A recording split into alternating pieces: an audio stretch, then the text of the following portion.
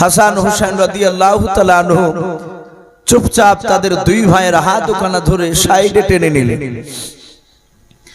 আল্লাহর নবী জনাবে মুহাম্মদ রাসূলুল্লাহ সাল্লাল্লাহু তাআলা আলাইহি ওয়াসাল্লাম নবী আমার সেজদা থেকে বাবা মাথাটা তোলার উপর খুব তাড়াহুড়া করে নামাজটা বাবজি সমাপ্ত করলেন। আল্লাহর নবীজির দুই চোখের কোনা দিয়ে ঝরঝর করে পানি ঝরছিল। আবু বকর সিদ্দিক রাদিয়াল্লাহু তাআলা আনহু উনি নবীজির চোখের পানি পড়া দেখে বুঝতে পেরেছেন নবী মনে হয় আমার কোন কাজে আঘাত পেয়েছে, দুঃখ পেয়েছে। আল্লাহর নবীজি সেজদা থেকে এভাবে কোনোদিন আমার দিকে তাকে কান্না করে নাই। আল্লাহ রাসূলের বন্ধু আবু বকর হাত দুখানা জোড় করে কাঁদেন আর বলেন, ইয়া রাসূলুল্লাহ, ইয়া হাবিবাল্লাহ, ফিদাকা আবি ওয়া উম্মি, ওগো আল্লাহর নবীজি আপনার পদতলে আমার বাপ মা কুরবান হয়ে যাও। ওগো আল্লাহর নবী আপনি কেন আমার দিকে চেয়ে চেয়ে কান্না করেছেন বলেন। দরদে নবী ডাক দিয়ে বলেন, আবু বকর আমার হাসান হুসাইনকে কেন আমার পৃষ্ঠ মোবারক থেকে তুমি নামাইলাও, আমার কাঁধ থেকে কেন তুমি নেমে নিলে আবু বকর, আমি কি তোমাকে নামাতে বলেছিলাম? আবু বকর বলেন, নবী গো আপনি তো সিজদায় ছিলেন, আপনি নামাজের অবস্থায় ছিলেন, আপনি বলেছেন নামাজের হালাতে কথা বলা যাবে না, আপনি তো কথা বলেন নাই। ওগো আল্লাহর নবী আপনি আমাকে হুকুম করেন নাই। নবীজি আপনার সিজদায় যখন আপনি গিয়েছেন আপনার দুইজন নাতি তারা আপনার পেটের উপরে চেপে আপনাকে কিল মারছিল, আপনার নামাজের ব্যাঘাত ঘটবে বলে নবী আমি দুই ভাইকে হাত দুখানা ধরে আমি টেনে নিয়েছি।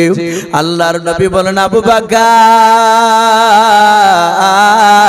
ওরে আবু বকর শুনে নাও, খোদার কসম করে বলি আবু বকর তোমাকে আর আমাকে যদি আল্লাহ কিয়ামত পর্যন্ত যদি হায়াত দেয়, ওগো আমার আবু বকর আমার হাসান হুসাইনকে যদি হায়াত দেয়, আমার হাসান হুসাইন ইচ্ছাকৃত যদি আমার পিঠ থেকে যদি না নেমে যেত, ওরে আমার আবু বকর খোদার কসম করে বলি আমিও মাথাটা উঠাতাম না। বলুন সুবহানাল্লাহ।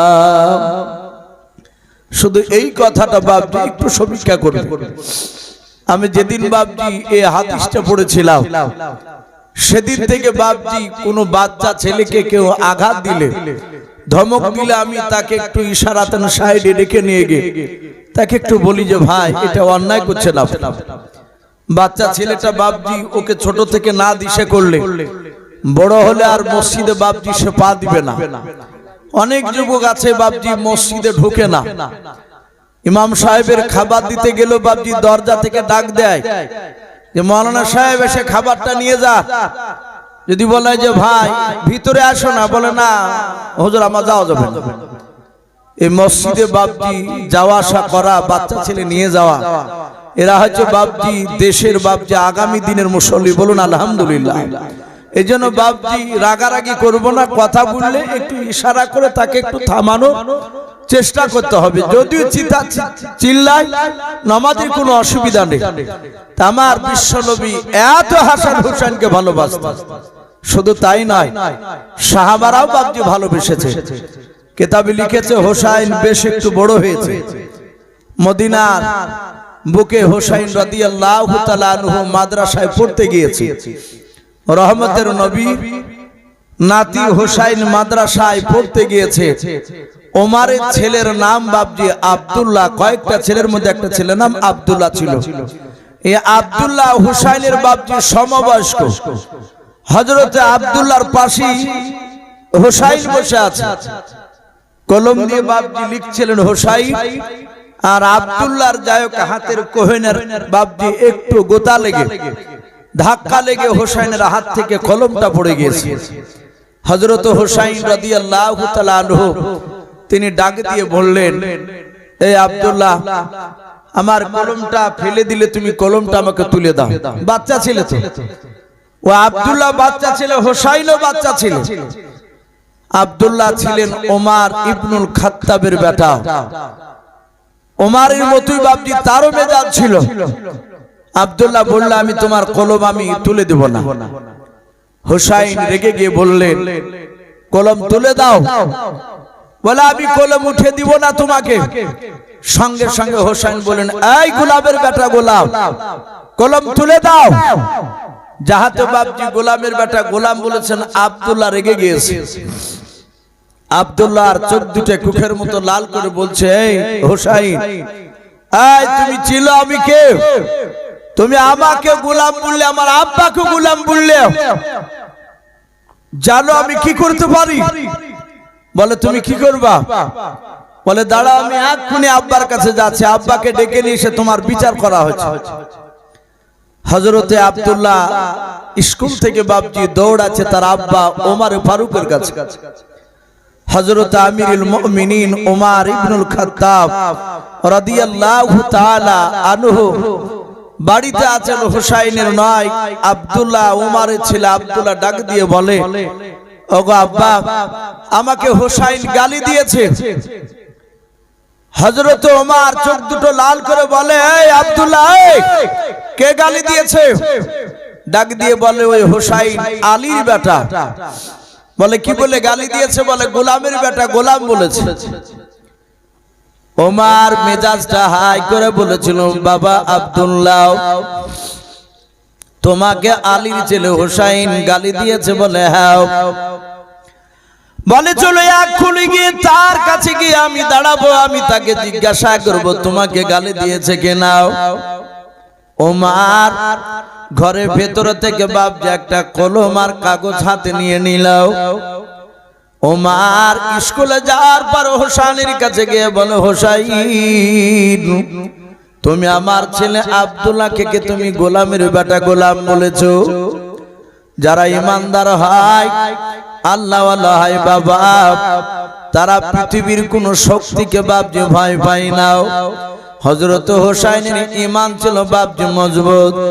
আল্লাহর নবী বলেন, আমার হাসান হুসাইন ওরা অবিকল আমার মতোই ছিল। বলুন সুবহানাল্লাহ। হযরত হাসান রাদিয়াল্লাহু তাআলা আনহু বাবা, তার হাঁটনটা ছিল একেবারে রাসূলুল্লাহর মতো। আর হুসাইন রাদিয়াল্লাহু তাআলা আনহু বাবা, বেশিরভাগ বিশ্ব নবীর সাথে বাপজি তার চেহারার মিল ছিল। হযরত হুসাইন ডাক দিয়ে বলেছিল, গো আমিরুল মুমিনিন বাদশা ওমর, আমি আপনার ছেলেকে বলেছি গোলামের বেটা গোলাম। যাহাতে গোলামের বেটা গোলাম বলেছে বললেন, হযরত ওমর কলমার খাতাটা বের করে, কাগজটা বের করে বলল, বাবা, তুমি সত্যিকারে গোলামের বেটা গোলাম যদি বলে থাকো, তাহলে তুমি কাগজে একটু সিগনেচার সই তুমি করে দাও। হুসাইন কলম হাতে করে নিয়ে বাবা ওমরে দাও কাগজে তিনি সই করে দিলেন। যাহাতে সই করে দিলেন, আর হযরত ওমর বাচ্চা ছেলের মতো বাপনি বসে পড়লাম। হযরত ওমর নামাজের কায়দায় বসে গিয়া হুসাইনের বাপনি সই করা কাগজখানা নিয়ে কপালে বাপনি, মুখে বাপনি লাগিয়ে চুমা খেতে লাগলেন, বুকে বাপনি বোলাতে লাগলেন। হযরতে আব্দুল্লাহ ডাক দিয়ে বলেছিল, আব্বা, আমি আপনাকে দেখলাম বাড়ি থেকে মেজাজ হাই ছিল, হুসাইনের নাম করলাম, ওই সময় তো আপনি রাগান্বিত ছিলেন। ওগো আমার আব্বা জান, হুসাইন সহি করার পর আপনার দিলটা কেন নরম হয়ে গেল? এই আব্বা, আপনার চোখ দিয়ে ঝরঝর করে পানি ঝরেছে। আব্দুল্লাহ ডাক দিয়ে যখন এই কথা বলল, উমর ডাক দিয়ে বলেছিল, বাবা শুনে না, তোমার আমার কপাল খুলে গিয়ে। বলুন সুবহানাল্লাহ। বলে, আব্বা কথা বুঝতে পারলাম না। ওমর ডাক দিয়ে বলে, রে বেটা আব্দুল্লাহ, তুমি এক্ষুনি হুসাইনের হাত ওখানা ধরে তুমি ক্ষমা চাও, কারণ হুসাইনের সাথে তুমি তর্ক বিতর্ক করেছ। ওরে আমার আব্দুল্লাহ, আমরা যা ইবাদত করেছি শুনে নাও, ইবাদত করে মনে হয় জান্নাত যেতে পারবো না। ওরে আমার আব্দুল্লাহ বেটা শুনে নাও, কিয়ামতের ময়দানে হুসাইন যদি একবার সাক্ষী দিয়ে দেয় গোলামের বেটা গোলাম, আমি বিশ্ব নবীর গোলাম, বলুন সুবহানাল্লাহ। হোসাইন যদি একবার কথা বলে দেয়, সাক্ষী যদি দিয়ে দেয় রে বেটা আব্দুল্লাহ, তোমার আমার জান্নাত যেতে আর কোনো অসুবিধা হবে না, বলুন সুবহানাল্লাহ। এই ছিল বাপজি ভালোবাসা হযরত হাসান আর হুসাইন।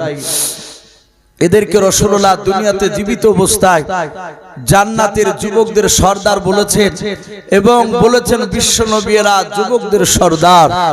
সম্মানিত ভাইরা আমার, বাবা জীবনেরা, আল্লাহ রাসূল সাল্লাল্লাহু তাআলা আলাইহি ওয়াসাল্লাম হুসাইনকে বাপজি অনেক চুমা খেয়েছিলেন। আপনারা সকলেই জানেন আল্লাহ রাসূল হোসাইনকে নিয়ে যখন বাপজি আদর করছিলেন, সম্রাট জিবরিল আলাইহিস সালাম তিনি এক মুষ্টি মাটি নিয়ে এসেছিলেন। খাকে কারবালা বলে বাপজি একটি উর্দু কিতাব, শহীদে কারবালা, এসব বইগুলো বাপজি পড়লে পাবে। তাতে দিয়েছে আল্লাহ রাসূল বলেন, ওগো জিবরিল ভাই, এই মাটিটা কেন হঠাৎ আমার কাছে নিয়ে এসেছো? জিবরিল বলছেন, নবী, এই মাটিটা নিয়ে এসেছি আপনি যাকে কোলে নিয়ে চুমা দিচ্ছে, এ হোসাইন কারবালার মাটিতে শহীদ হবে, যেখানে মৃত্যুবরণ করবে ওখানকার আমি মাটি নিয়ে এসেছি। আল্লাহ রাসূল সাল্লাল্লাহু আলাইহি ওয়াসাল্লাম মাটিটা শুংলেন। হযরত হোসাইন রাদিয়াল্লাহু তাআলা আনহু তিনি কোলে থাকা অবস্থায় মাটির ঘ্রাণ পেয়েছিলেন। এই কথাটা কারবালার ময়দানে বাপজি হোসাইন তিনি বলেছিলেন। আমার হোসাইন রাদিয়াল্লাহু তাআলা আনহুর মৃত্যুর ব্যাপারে বাপজি অনেকে জানেন, কারবালায় তিনি শহীদ হয়েছিলেন। কিভাবে হয়েছিলেন আমি মোটামুটি একটু আপনাদের সামনে একটু তুলে ধরব। হযরত হাসান হোসাইনের বড় ভাই, এই হাসান বাপজি তিনাকে বিষ খেয়ে হত্যা করা হয়েছিল। তাকে বিষ দিয়ে বাপজি তাকে শেষ করে দিয়েছিল। তো কেতাবে লিখেছে হাসান আব্বা হযরতে বাপজি আলী রাদিয়াল্লাহু তাআলা আনহু, উনি ছিলেন মদিনার বাপজি খলিফাতুল মুসলিমিন, খলিফা।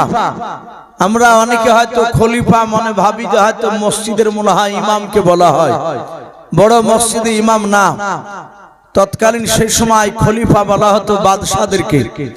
তো হযরতে আলী রাদিয়াল্লাহু তাআলা আনহু তিনি মদিনার বাদশা ছিলেন। আর ওইদিকে বাপজি আপনার কুফা বলে বাপজি ইরাকের সরজমিনে, ইরাকে কুফানগর বলে একটা এলাকা শহর, ওই শহরের বাপজি এলাকার বাদশা ছিল হযরত মুআবিয়া রাদিয়াল্লাহু তাআলা আনহু। এই মুআবিয়ার বাপজি সন্তানের নাম ছিল ইয়াজিদ। ইয়াজিদ নাম শুনেন না? ইয়াজিদ। আর এদিকে হযরত আলী রাদিয়াল্লাহু তাআলা আনহুর বাপজি দুটো সন্তান হাসান আর হুসাইন। যাই হোক, হাসান তিনি ইন্তেকাল করেছিলেন। হযরত আলী রাদিয়াল্লাহু তাআলা আনহু তিনি ইন্তেকাল করার পরে মদিনার বাপজি বাদশা হলেন হযরতে খলিফাতুল মুসলিমিন আলী রাদিয়াল্লাহু তাআলা আনহুর কলিজার টুকরা ছোট সন্তান হযরত হুসাইন রাদিয়াল্লাহু তাআলা আনহু। আর ওদিকে বাপজি আপনার এজিদের লোক, এজিদের বাপজি লোকেরা তারা শুনতে পেল যে মদিনার প্রতিটা লোক বাপজি হোসাইনকে বাদশা বলে মেনে নিয়েছে। এজিদ বলল, আলীর ছেলে যদি হোসাইন বাদশা হয়, তাহলে আমি মুআবিয়ার ছেলে, আমি এজিদ, আমি কেন বাদশা হব না? এজিদও বাপজি লোকের কাছে বাপজি সমর্থ চাইলো যে দেখে আমাকে বাদশা বলে মানে কিনা। দেখলো 100টা লোকের মধ্যে 90টা লোক এজিদের বিরোধিতা করলো। তারা সবাই বলল যে আমরা এজিদকে আমরা বাদশা বলে মানব না, কারণ এজিদের চরিত্র ভালো না। যার বাপজি চরিত্র প্রথম থেকে বাপজি অনেক খারাপ দেখা যায়, সেই লোকটা যতই ভালো দাবি করো আপনার ডাইরেক্ট ওকে বিশ্বাস করা যাবে না, সে আবার খারাপের দিকে যেতেও পারে। তাই এজিদের লোকেরা 90টা লোকের বাপজি নয়, 100টার মধ্যে 10টা লোক হাতে এজিদকে মানলো। আর 90টা লোক বললো যে না, আমরা এজিদকে আমরা মানি না। এজিদ বলল, কাকে মানো? বলে আমরা ওই হোসাইন যদি আসে এই ইরাকের সরজমিনে কুফানগরে, আমরা এজিদকে খলিফা বলে মানবো, বাদশা বলে মানবো, কিন্তু আমরা তোমাকে মানবো না। তুমি তো মদখোর, তুমি গাঁজাখোর, তোমার চরিত্র ভালো না। এজিদ বেয়াদব ছিল, বদমাইশ ছিল বাপজি। এই এজিদ বেঈমান। এজিদ দেখলো যে না, হোসাইন রাদিয়াল্লাহু তাআলা আনহুকে ছলে বলে কৌশলে একে নিয়ে এসে দুনিয়ার বুক থেকে একে শেষ করে দিতে হবে, নাহলে এখানে আমার দাদাগিরি চলবে না। বাপজি আমি জানি না আপনাদের এলাকায় বাপজি এজিদের বংশধররা আছে কিনা। আমাদের এলাকায় এখনো দেখা যায়। আপনাদের এদিকে বাপজি জারি গাহায় জারি, মুহররম মাসে হায় হোসেন করতে করতে এদিকে নাই, কিন্তু বাপজি আমাদের এলাকায় আছে। আমাদের এলাকায় আপনাদের এখানে বাপজি তীরমোহনী কোথায় একটা মাওলানা থাকে, ওই পেছনে বসেছিল মাওলানা সাহেবকে, আপনাদের ওখানে না, ওই মাওলানা ওনাদের ওখানে থাকে। উনিও ভালো জানেন, ওনার বাড়ির পাহাদিও যায়। তো বাপজি সে মাওলানা বাপজি সেও জানে, আমরাও জানি। আমাদের এলাকায় মুহররম মাসের বাপজি 10 তারিখে, তার আগে 9 তারিখ 8 তারিখ এরকম মুহররম মাসের দিনও সকালবেলা তো 8টা 10টা কের লোক বাপজি তারা রাস্তা দিয়ে হেঁটে যায়, খালি পায়ে জুতো পায়ে দেয় না। তাদের মাথাতে বাপজি আরবি লেখা থাকে সেই কাপড়ে। ওই সব পীরের দরবারে, দাতার দরবারে, পাথর সাপড়ি যারা গিয়েছেন তারা দেখেছেন ওখানে সব কাপড়ে কলমা লেখা থাকে। হোটেলে ব্যবসা করে অনেক ভন্ডারা। অনেকের দেখবেন যারা ওই সমর্থ করে মাজার, তাদের বাড়িতেও বাপজি দেখবেন ওই লগা দিয়ে বাপজি টাঙানো থাকে উপরে। তো ওই কাপড় বাপজি বাঁধা আছে, আর হাতে করে একটা ব্যাগ, আর লাঠিতে বাপজি 8টা 9টা ময়ূরের পাখা। ওরা কোথা থেকে জোগাড় করে? ময়ূরের পাখাকে বাপজি নিয়ে তারা দল বেঁধে তারা রাস্তা দিয়ে যায়। আর প্রায় মোটামুটি 10-12 খান বাড়ি যদি ভিতরেও থাকে, ওখানকার মানুষ রাস্তার তাদের আওয়াজ শুনতে পায়।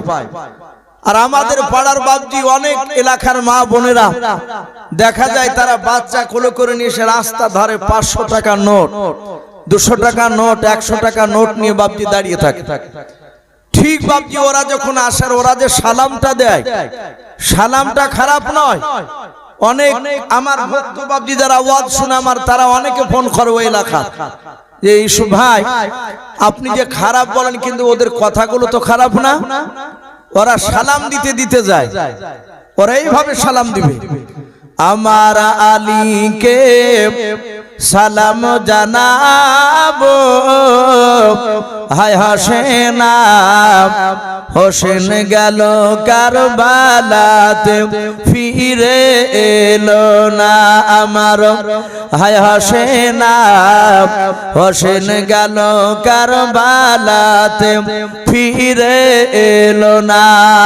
শুনে বাপজি খারাপ লাগছে না? হায় হোসেন। ওরা হুসাইনের নামটাও বাপজি সঠিক করে বলতে পারে না, হাসান হোসেন তাই বলে না অনেকে। শব্দটা বাপজি হোসেন হবে না। বড় ছেলেটার নাম ছিল হাসান, ছোট ছেলেটার নাম ছিল হযরতে হুসাইন। তাহলে হুসাইন আর হোসেন আলাদা হচ্ছে না বাপ? তাহলে হোসেন যতবার বলবে হুসাইনের দিকে লক্ষ্য করে, ততবারই বাপজি আপনার আমার গুনাহ হবে। ওরা নামটা সঠিক করে বলতে পারে না। হায় হোসেন, হোসেন গেল কারবালাতে ফিরে এলো না। আপনি লালবাগে গিয়ে দেখবেন মুহররম মাসে এইভাবেই তারা সালাম দেয়। আমি বাপজি সকালবেলায় আপনার একটা গামছা গায়ে দিয়ে বাপজি বিরাজ করছে। এর ওরা তো চিনে না যে আমি ইউসুফ মাওলানা। এবার ওরা হয়তো অনেকে ইউটিউবে হয়তো দেখেছে, তখন মাথায় পাগড়ি টাগড়ি আছে পাঞ্জাবি, আর তখন পাঞ্জাবি নাই, বাড়ির পাশে। তো একজন বাপজি দাঁড়িয়ে বাপজি হঠাৎ করে পেশাব পিতে চলে এলো। একদম বাস্তব কথা বলছে, কথাগুলো ইউটিউব হচ্ছে। আমার পাশের গ্রামের লোক, আমার বাড়ির পাশের লোক, তারা বাপজি ওয়াজ ইউটিউবে তারা শোনে। তো তারা অনেকে সকালবেলা আমার বাড়ির পাশে বলে যে গত রাত্রিতে ইউসুফ কোথায় ওয়াজ করছিলে, আমরা রাত্রিবেলা দেখছিলাম লাইভে। তো কথাগুলো বাপজি মিথ্যা নয়। জঙ্গল থেকে পেশাব ফিরে বাপজি কুলুকও নিল না। মানুষ কুলুক নিলেও তো তার ভাব চাল দেখে বোঝা যাবে। অনেকে বাপজি কুলুক নিয়ে বাপজি অনেক দূর হেঁটে বেড়ায়, আবার অনেকে কুলুক হাতে করে নিয়ে বাপজি রাস্তা রাস্তা লোকের সাথে গল্প করে বেড়ায়। অনেক মানুষ দেখে কুলুক করে করে লোকের সাথে দিব্যি সুন্দর কথা বলছে, ও কুলুক হাতে করে নিয়ে। কিন্তু বাপজি এটা আদবের খেলাফ। মানুষ বাথরুমে গেলে যেমন সালাম দিতে নাই, কথা বলতে নাই, কোন মানুষ পেছাব ফিরে বাপজি কুলুক নিয়ে।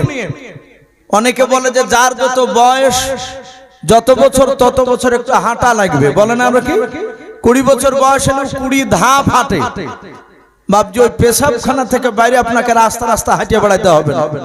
এগুলো আদবের খেলাফ। আপনি ওখানে ইচ্ছা করলে একটু কাশতে পারে, পাগুলো একটু সাইড বাইডে একটু নড়াতে পারে, তাহলে যদি ভিতরে 1-1 ফুট আটকে থাকে তা আপনারও মাল বেরিয়ে যাবে, রাস্তায় হাঁটা লাগবে না।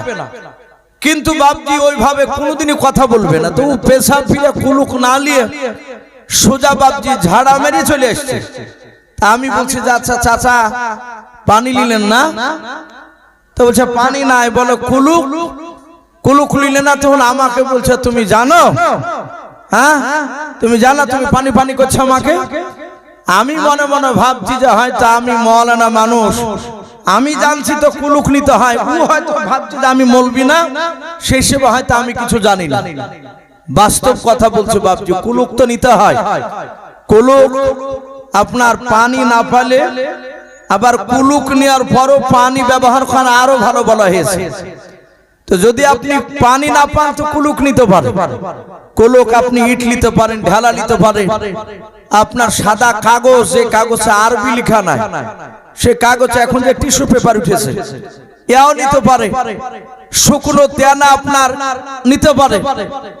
আপনার ধুলো, মাটি, শুকনো কাঠ আপনি নিতে পারেন। সুরুলিয়া মাদ্রাসা যে প্রাক্তন বাপজি হেড মাওলানা ছিল, এখন কাশীপুরে যে মাদ্রাসা করেছে হযরত মাওলানা বদরুল আলম সাহেব দামাত বরকতুহুম আলিয়া, উনি হ্যান্ডিক্যাপ আপনাদের এলাকা অনেকবার এসেছে। উনি আমাদেরকে পড়াছিলেন যে इस्तिंजा के बाद पानी अगर ना मिले तो क्या क्या चीज लेना जायज है।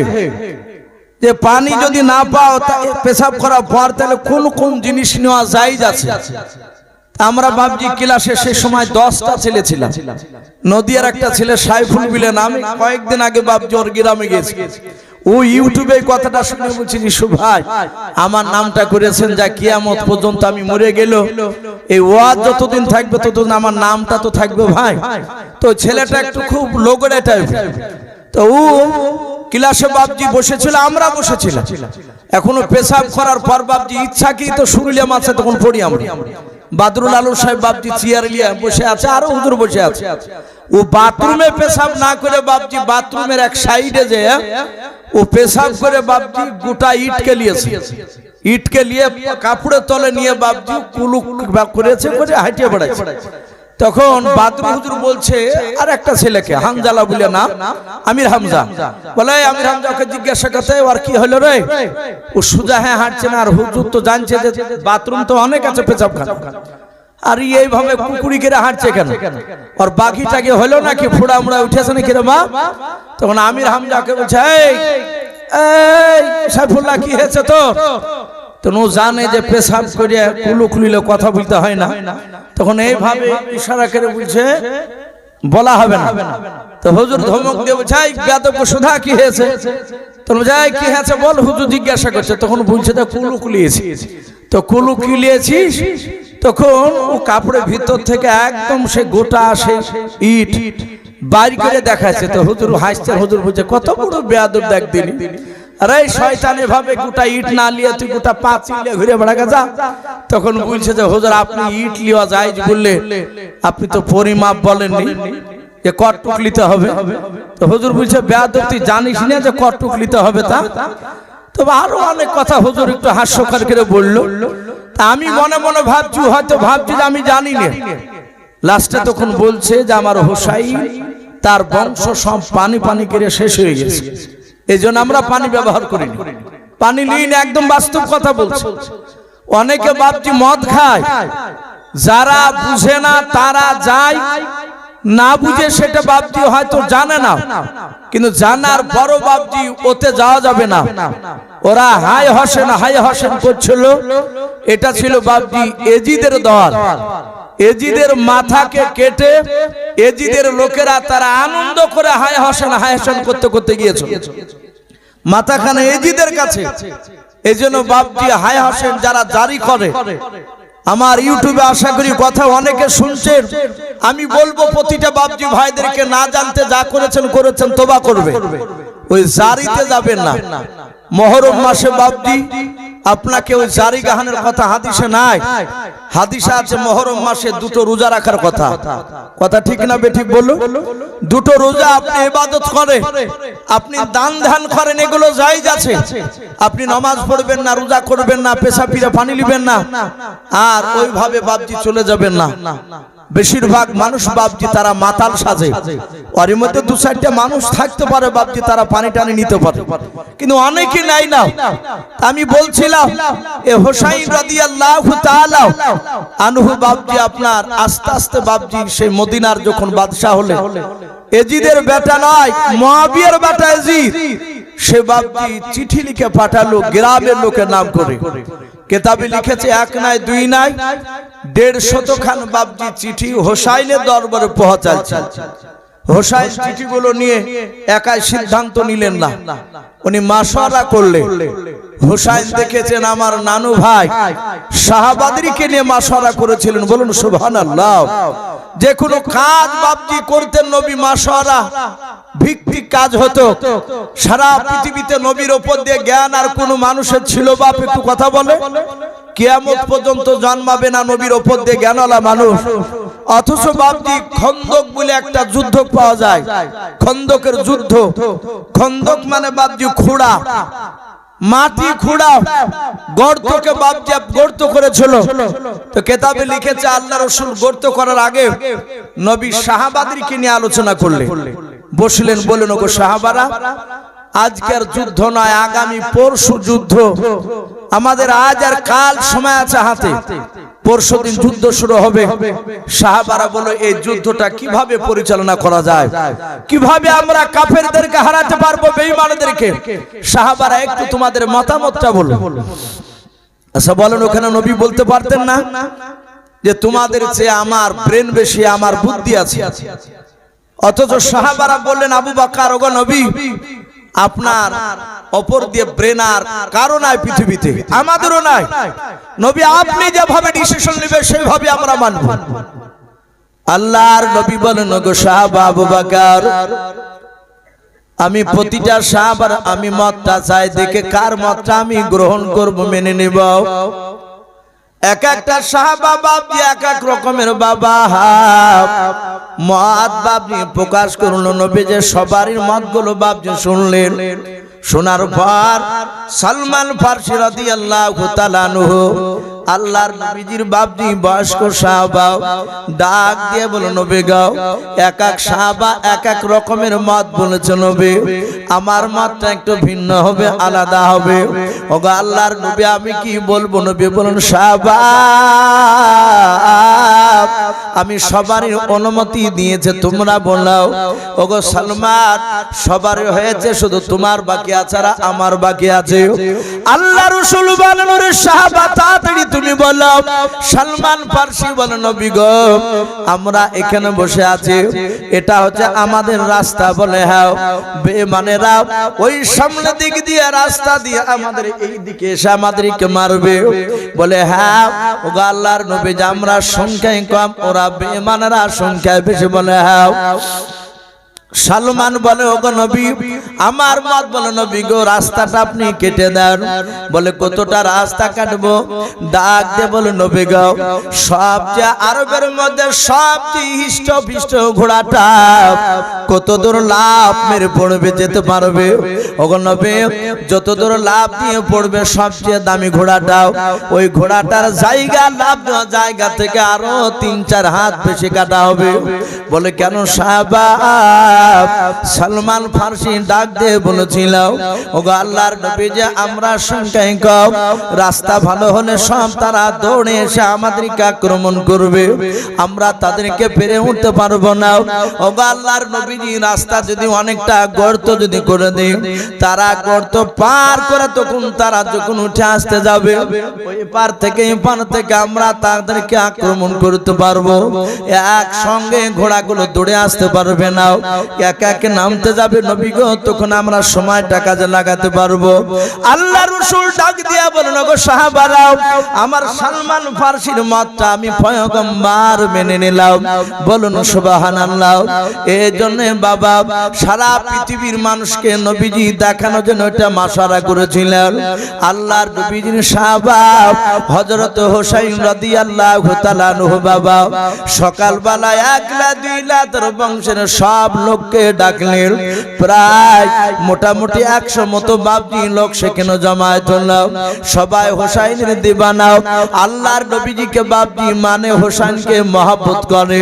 হযরত হোসাইন রাদিয়াল্লাহু তাআলা আনহু বাবা 150 খান বাপজি চিঠিখানা নেওয়ার পর হোসাইন ডাক দিয়ে বলেছিল, ওগো আমার নানু ভাইয়ের বংশধর, ওগো আমার আব্বার বংশধররাও, শুনে নাও, এজিদের লোকেরা আমি জানি নাও মদিনার নাই, এই চিঠিগুলো সব কুফা নগর থেকে এসেছে। ডাক দিয়ে বলে, হোসাইন কি লেখা আছে চিঠিতে বলেন। হোসাইন ডাক দিয়ে বলে, ভাই আমাকে মদিনা নাই, কুফা নগরের লোকেরা তারা চিঠি লিখে আমাকে আমন্ত্রণ জানিয়েছে, আমাকে ডাক দিয়েছে, আহ্বান করেছে, তাড়াতাড়ি চলে আসুন আপনি কুফা নগরে, আপনাকে আমরা সবাই বাদশাহ বলে মেনে নেব। ওগো আমার বন্ধুরা, ও আমার আব্বার বংশরাও, বলো বলো, আমি এই চিঠিখানা নিয়ে এখন তোমাদেরকে নিয়ে পরামর্শ করার জন্য ডেকেছি, বলো এখন তোমরা কি বলবা বলাও। হযরত বাবা হোসাইনের বাবা একটা চাচাই তো ভাই মুসলিম বিন আকিল বলে বাপজি নাম ছিল। হযরত বাপজি আকিলের বাপজি আপনার ছেলে, হযরত আলীর ছেলে যেমন বাপজি হোসাইন, অনুরূপ ভাবে মুসলিম বিন আকিল বাবা আলীর একটা ভাইয়ের নাম ছিল বাপজি মুসলিম নয় আকিল বলে নাম ছিল।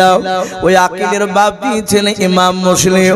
হযরত হোসেনের দরবারে দাঁড়িয়ে ইমাম মুসলিম ডাক দিয়ে বলেছিল, ওগো আমার হোসেন ভাই শুনে নাও, আমি গত কালকে আমি একটা লোকের মুখ থেকে শুনলাম, শুনে নাও ওই কুফা নগরে নাকি এজিদ বলে একটা বেঈমান আছে। হযরত মুআবিয়া রাদিয়াল্লাহু তাআলা কলিজা টুকরা সন্তান এই এজিদে বেঈমান, শুনলাম সে নাকি খোদা নয়, বাদশাহ দাবি করেছে। এজিদের লোকেরাও কয়েকটা লোক এজিদকে মানছে, বাদ বাকি লোকেরা কুফা নগরের বাসিন্দারা মানে নাও। এই হুসাইন আমার এটাও মনে হতে পারে এই চিঠি গ্রামের লোক হয়তো দেয় নাই, এদিন হয়তো গ্রামের নাম করে ষড়যন্ত্র করে হয়তো তোমাকে ডাকছে। ওগো আমার হুসাইন ভাই, দয়া করে তুমি না গিয়ে ভাই, এখানে 100 লোক রয়েছে বলে, হ্যাঁ 100 লোকের মধ্যে থেকে শুনে নাও, যে কোনো একটা বুদ্ধিজীবী মানুষকে পাঠিয়ে দাও। হুসাইন বলল, কোথায় পাঠাবো? বলে আপনি ওই কুফা নগরে পাঠিয়ে দেন। ওই জায়গায় পাঠিয়ে দিলে ওখানকার লিস্ট খবর জানতে পারা যাবে, সে সিআইডি শুরু যাবে যেন ধরতে না পারে।